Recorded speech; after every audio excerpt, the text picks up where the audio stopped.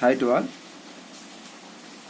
Now we can see how to execute assembly language program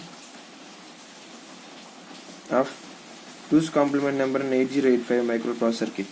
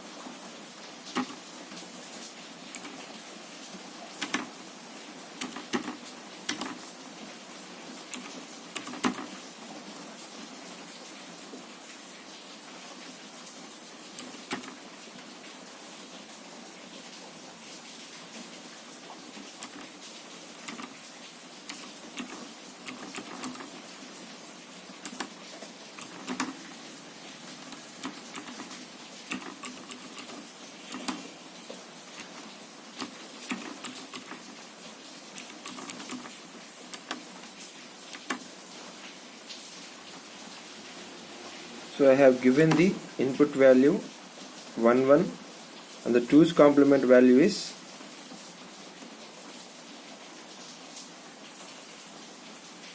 EF. Okay.